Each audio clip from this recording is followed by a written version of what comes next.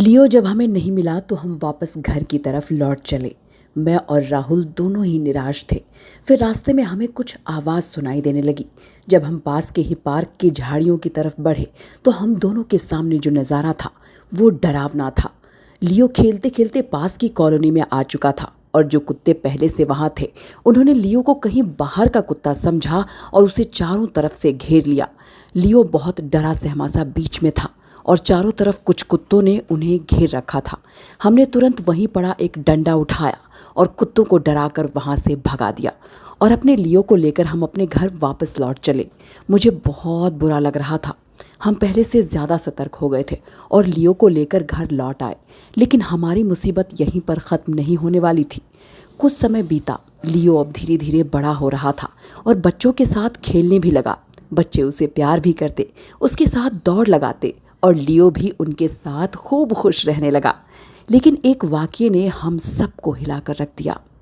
एक दिन बच्चों के साथ खेलते खेलते लियो ने एक बच्चे को ही काट लिया। शायद उसने इंटेंशनली ऐसा कुछ नहीं किया होगा, पर फिर भी बच्चा ज़ोर ज़ोर से रोने लगा। और जब उन्हें ये पता चला कि कुत्ते ने उनके बच्चे को काटा है तो वो और ज़्यादा परेशान हो गए।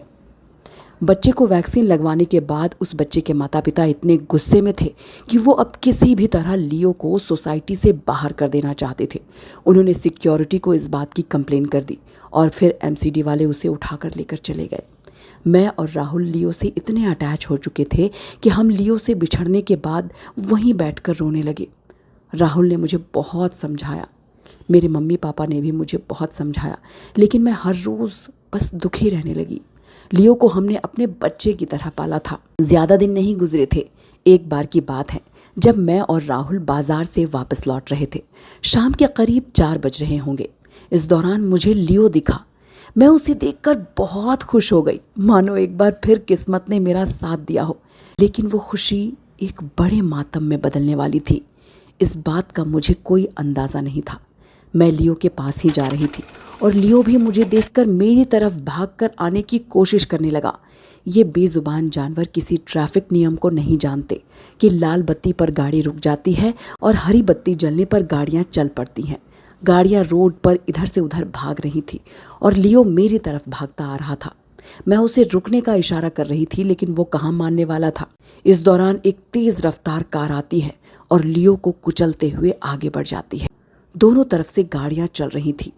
ट्रैफिक का एक शोर था, लेकिन मेरे अंदर एक अलग सा सन्नाटा छा गया। मैं बिल्कुल बेसुध हो चुकी थी। मैं शायद गिरने ही वाली थी कि तभी किसी ने मुझे थाम लिया। मेरी चप्पल कहीं और, मेरी चुन्नी कहीं और, मुझे खुद का भी ख्याल नहीं रहा। राहुल मेरे पीछे ही आ रहा था।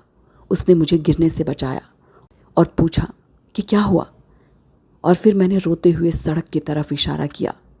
मेरे मुंह से आवाज़ ही नहीं निकल रही थी, लेकिन रोड पर लियो को पड़ा हुआ देख राहुल समझ गया कि लियो अब हमें छोड़कर जा चुका है। अब वो हमारी यादों में ही रहेगा। मैं फूट फूट कर रोने लगी। राहुल ने किसी तरह मुझे संभाला। राहुल और मैं दोनों ही सोच रहे थे कि काश मैं लियो से दोबारा ना मिलती तो वो आज यहाँ जिंदा होता, जहाँ भी होता जिंदा होता। काश हमने उसे लाया ही नहीं होता तो वो जिंदा होता। लेकिन उसका हमारी नज़रों के सामने यूं चला जाना हमें एक गहरा घाव दे गया जो शायद कभी नहीं भर पाएगा। राहुल और मैं साथ थे। एक इमोशनल बॉन्ड बन चुका था लियो के लिए, और कहीं ना कहीं मैं और राहुल भी एक दूसरे से इमोशनली जुड़ने लगे। और आज का वो दिन है जब इस घटना को लंबा वक्त बीत चुका है, लेकिन फिर भी लियो की याद अब भी हमें आती है। इसलिए जब उस दिन मैंने उस पपी को देखा तो मुझे अपने लियो की याद आ गई, और वो जिस तरह से रोड क्रॉस कर रहा था मुझे लियो की वो घटना याद आ गई। मुझे लगा कहीं वो भी ना गाड़ी के नीचे आ जाए, इसलिए मैंने उसे अपनी गोद में उठा लिया था। आज शाम को राहुल आया और मैंने उसे उस पपी के बारे में बताया तो वो भी इमोशनल हो गया। इस बीच पता ही नहीं चला हमारी शिकायतें कब दूर हो गई, पर राहुल ने मेरा हाथ पकड़ा और उसने मुझे अपने गले से लगा लिया। कॉलेज में सब कहते थे कि हम कपल हैं, और आज शायद हम दोनों को भी इस बात का एहसास हो रहा था।